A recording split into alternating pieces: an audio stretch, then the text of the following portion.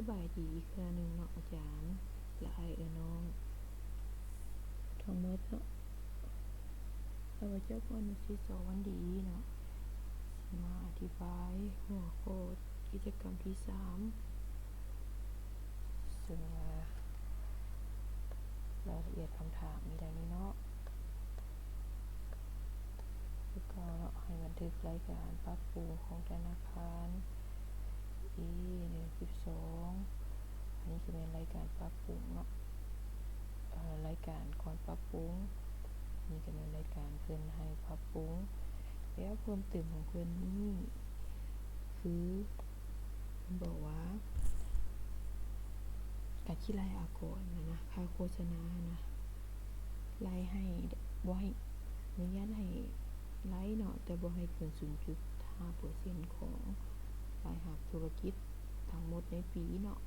แล้วก็อากรเพิ่นหักสัก 4% เพิ่นจ่ายไปแล้ว23,000เนาะธนาคารขาดทุนสะสมเนาะตัวนี้ขาดทุนเนาะมันก็สิต่างกับจุดอื่นก็คือว่าตัวนี้มันขาดทุนแล้วตัวนี้แม่นค่าโฆษณาที่ว่าเราต้องมาคิดรายเพื่อรายอากรคืนก็สิมีแตกต่างกันเท่านั้นเนาะแล้วก็อันนั้นก็คือเก่าอันนี้เรามาปรับปรุงเนาะปรับปรุงรายการ8รายการรายรับรายจ่ายตัวนี้ปรับปรุงดอกเบี้ยข้างจ่ายเงินฝากประหยัดให้ลูกค้าเป็นรายจ่ายในเดือนลูกค้าเปิดบัญชีในวันที่5 เดือน 12 2017จำนวน700,000 กีบตั้งแต่มื้อเปิดหามื้อนั้นปิดเนาะมื้อเปิดหามื้ออันไทยแต่ปีนี้นะแม่นบ่มีการเคลื่อนไหวอัตราดอกเบี้ย 2% เนาะเขาก็เอา700,000เนาะคูณให้ 2% คูณให้27วันหาร365วันเนาะเพราะเฮารายเป็นวันเด้ก็คือ844กีบเนาะก็ลงเนาะดอกเบี้ยข้างจ่ายเนาะดอกเบี้ยข้างจ่ายให้ลูกค้านี่เนาะอันนี้ก็รายจ่ายข้างจ่ายไปข้อ4หักค่าโรงเรียนภายในเดือน12เมื่อว่าต้นทุนซื้อ 60,000 กีบอายุใช้งาน5ปีหารเลยหาร5ปี5ปีนี่ก็10หาร5ปีเนาะตอนนี้เนาะถูกอยู่กันมาหารให้12เนาะ12เดือนดิหารให้5แล้วก็หารให้12เติมให้เป็นเดือนเติม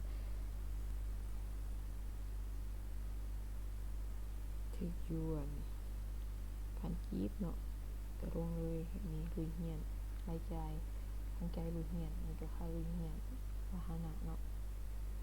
อันนี้ข้อ3ก็คาดคะเนค่าโทรศัพท์ประจำเดือนลดลงจากเดือน20%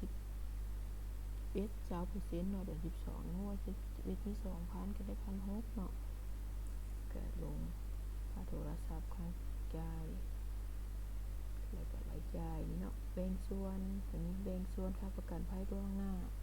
รายจ่ายในเดือน36,000หัวจ่ายไปล่วงหน้าแล้ว 36,000 ต่อ1ปีหารเลย12เท่านี้เนาะนี่ก็ลงคือเก่าอันนี้ปรับปรุงดอกเบี้ยข้างรับจากสินเชื่อเพื่อการส่งออกเป็นรายรับในเดือน 10,000 กีบเนาะก็ไปลงปรับปรุงตัวรายรับตรงนี้ลงบันทึกรายรับเนาะเบื้องนี้นี่เนาะแล้วก็ดอกเบี้ยข้างรับจากสินเชื่อเพื่อการส่งออกเนาะตัวนี้มาปรับปรุงดอกเบี้ยข้างรับจากหลักทรัพย์เครือข่ายจำนวน 10,000 กีบก็ลงนี่เนาะดอกเบี้ยข้างรับหลักทรัพย์เครือข่ายแล้วก็นี่รายรับหลักทรัพย์เครือข่ายนี่เท่านี้เนาะ 10,000 แบ่งส่วนรายรับค่าเช่าล่วงหน้าจากนับเงินเนาะผู้ว่ารับ1/3ของรายรับ 60,000 เนาะเขาก็เอา60หารให้3ได้20,000กับบันทึกเก่าบันทึกนี้เนาะรายรับล่วงหน้าเนาะจากค่าเช่าจากนับเงินอันนี้ก็เป็นรายรับเนาะบันทึก ปรับปรุงรายรับล่วงหน้าจากค่าเช่าพาหนะอันนี้เช่าพาหนะรับก่อนไปแล้ว 12,000เฮาก็มาแบ่งส่วนเป็นเดือนนี้เนาะก็อันนี้ค่ารับเช่าล่วงหน้าอันนี้ก็รายรับล่วงหน้าค่าเช่าเนาะใบดุลเดียงเนาะใบดุลเดียงเฮาก็ห้องนี้เป็นห้องอาจารย์ให้มาห้องนี้ห้องปรับปรุงเมื่อกี้นี่เนาะอันนี้ก็เป็นห้องหลังการปรับปรุงเอา2นี้ห้องนี้บวกกันเนาะหลังจากเขาได้ไปตัวนี้แล้วเขาก็เอาจะไปปิดบัญชีเนาะ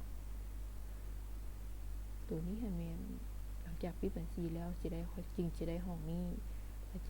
จากนั้น2ห้องนี้มาลบกันเนาะก็สิได้เป็นยอดเหลือเขาก็เอาไว้ยอดเหลือตัวนี้ไปเฮ็ดรายงานทรัพย์สมบัติอันนี้ก็เป็นรายผลใน5ของเขาเนาะแต่ว่าเอาตัวรายตัวปิดบัญชีนี้ก่อนเนาะปิดบัญชีก็มานี่เนาะปิดบัญชีก็เอารายทั้งหมดของรายจ่ายทั้งหมดของรายรับจากใบดุลเดียเมื่อกี้ดีเนาะมาใส่นี้เวลาปิดกับปีนกันคู่กับบัญชีนี้คู่กับบัญชีเลยครับผลได้รับในปีเนาะรวมกันออกมา200,002เนาะ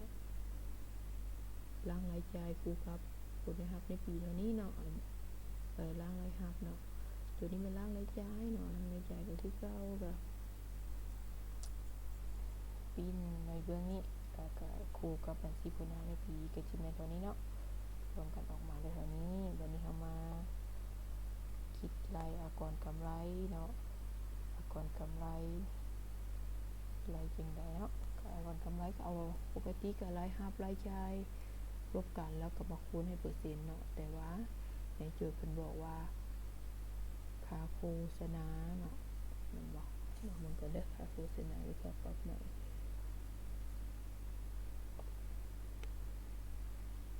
โจทย์บอกว่าค่าโฆษณาเนาะค่าโฆษณานี่เพิ่นให้อนุญาตให้รายได้แต่บ่เกิน 0.5 ของรายรับเนาะรายรับทั้งหมดในปีก็มาปรับปรุงรายจ่ายหน่อยนึงเนาะเพื่อว่าจะมาไล่ตัวนี้เนาะรายจ่ายตัวนี้แม่น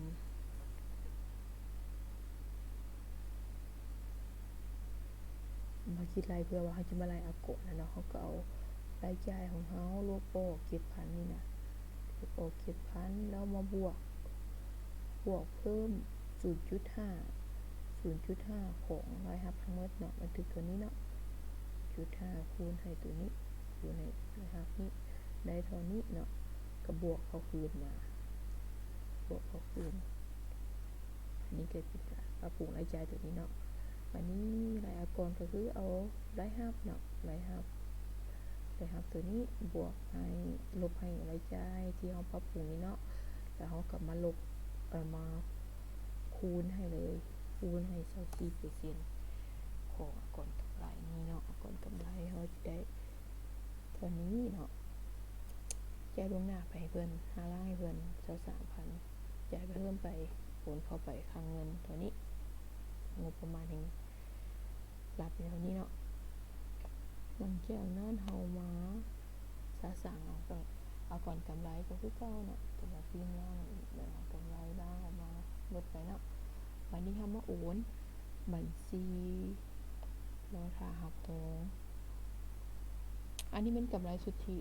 กับกำไรหับลบรายจ่ายลบอากรตัวจริงเนาะเอาก็ได้เท่านี้แต่ว่าในโจทย์มันบอกว่า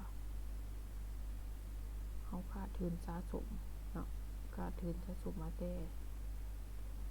ปีกะนี้ 4,000 4,000เนาะเฮาก็เอาอันนี้มาลบเนาะตัวนี้เฮาก็มาหักเข้าตัวสะสมเนาะแล้วก็ตัวนี้เป็นตัวที่เหลือจากการหักตัวลบทุนปีกะเนี่ยเนาะแล้วเฮาก็มาโอนเนี่ยบัดนี้เฮาก็มาแบ่งส่วน เอาก็มาแบ่งล้างบัญชีครับห้องนี่เนาะแบ่งเข้าไปครั้งแต่ละครั้งตามสัดส่วนที่เพิ่นแบ่งให้เนาะปิดบัญชีก็ถือว่าจบไปเนาะกลับมาห้องใบดุลเดียงอีกเทื่อนึงใบดุลเดียงก็คือตัวนี้เฮาไล่ไปแล้วเนาะเหลือตัวไปกวดนับเฮาก็เอาข้อมูลปิดบัญชีนั่นแหละมาใส่ตัวนี้ยอดเหลือก็เอานี้บวกกันได้เป็นห้องนี้หลังจากนั้นเขาก็มาสร้างใบรายงานเนาะข้าพเจ้าจะอธิบายคู่กันเลยใบรายงานเอาเป็นรายจ่ายก่อนเนาะรายจ่ายแบบพื้นฐานกับแบบรายงานผลได้รับเนาะเขาก็เอานี่เนาะตัวปิดบัญชีเนาะมาใส่นี่รวมอันนี้เนาะได้เท่านี้ลบหักลบกันเหลือแต่กำไรอยู่ที่13,465เนาะอันนี้แบบพื้นฐานอันนี้มาเบิ่งแบบบอกรายละเอียดเนาะ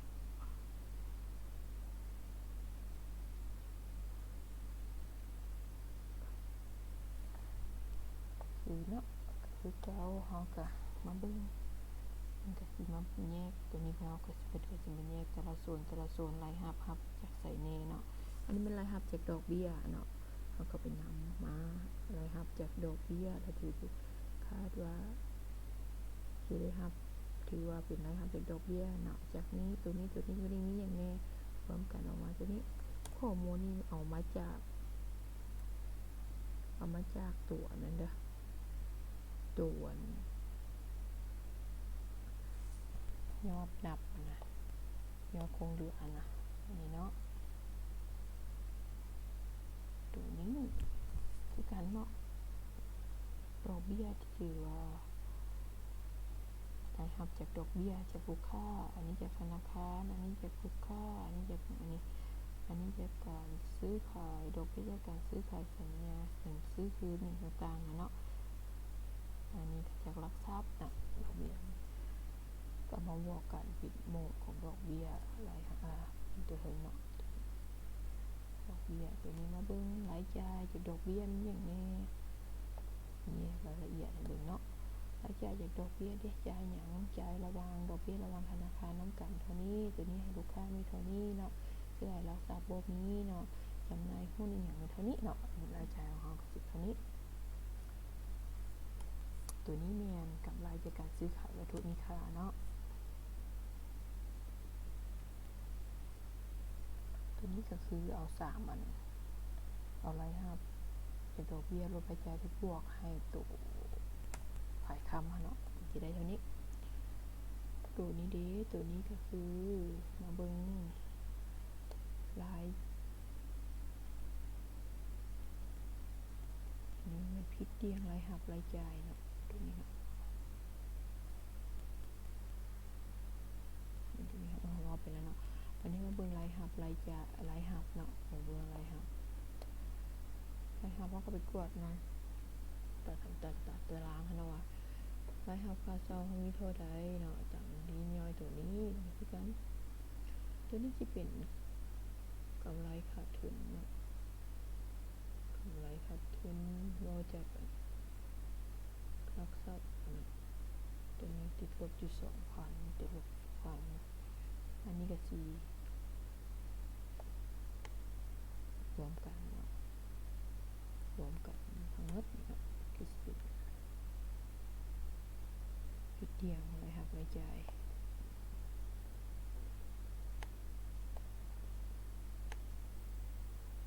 ก็จะเป็นรายรับเนาะแต่วันนี้เขามาเบิ่งตัว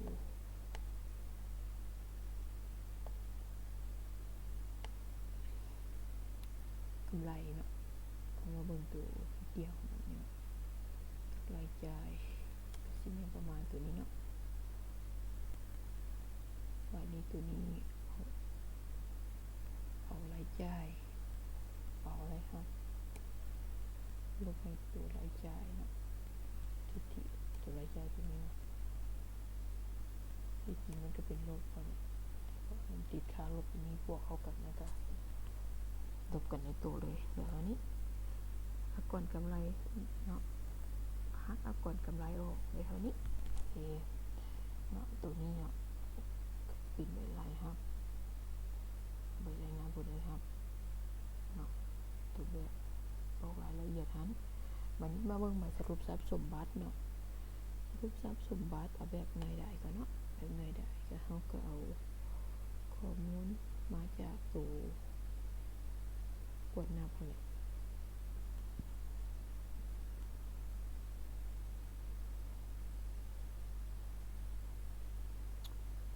สรุปจะเป็นพื้นฐานเนาะก็คือเอาหลักหนึ่งมาบวกกันหมดอันนี้คือเฮียนอันนี้ก็หลักสองหลักสามบวกกันสองอันนี้บวกกันแล้วก่อนนี้เนาะ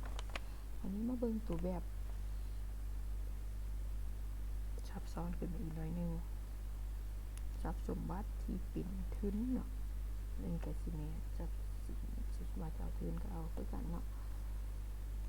นี่ก็เอาเปิดเรื่องรายเงินเดือนเงินสดเนาะประเภทเงินสดเขานี่เนาะว่ามาแบบนี้เนาะอันนี้ก็จะเป็นพวกเงินลงทุนประเภทลักทรัพย์เนาะก็ไปกวดย่อยมันตลาดว่ามีโบตามนี้เนาะเป็นโบตารางเนาะเก้าเนาะนี่คือเก้าเลยรวมของหลักหนึ่งทั้งหมดตามรายละเอียดที่ว่าเพิ่นให้สอบตามให้บันทึกตามนั้นเนาะแล้ววันนี้มาเบิ่งสรุปทรัพย์สมบัติที่ปิดนี่ทุนนี่เนาะก็มันตัวเบิ้งนี่เนาะก็นี่เนาะนี่จะเอาเป็นนี่ต้องส่งเนาะนี่ต้องส่งเนาะจากให้ธนาคารและสถาบันการเงินเนาะเป็นจำนวนตัวนี้เนาะอันนี้ให้ลูกค้านี่ต้องส่งให้ลูกค้าเนาะแบ่งส่วนกันอันนี้ก็คิดเป็นนี่ต้องส่งเป็นพวกลักทรัพย์มีโบมีเนาะเป็นหนี้สินอื่นลบกันออกมาเนาะมีติดลบเขียนนี่ก็เป็นรวมหนี้สินเนาะอย่างนี้นะเป็นรวมทุนกับหลักสามเนาะเอาหลักสามทั้งหมดแหละมาบวกกันได้เท่านี้ตามยิบย่อยตัวนี้เนาะได้เท่านี้โอเคสองอันนี้บวกกันเนาะมีสินทุนบวกทุนเลยก็ซีมีเท่านั้นเนาะตัวบทนี้เนาะคือว่ามันที่พิเศษมันก็คือเขาว่าอะไรมันลุกทุนมันบทนี้มันลุกทุนแล้วก็มันมาไล่ตัวค่าโฆษณาออกกันอะไรคืนค่าส่วนโฆษณาควรหักขวนก็จะขอจบตัวนี้เนาะใจที่ติดตามติดต้นฮอดจบเนาะ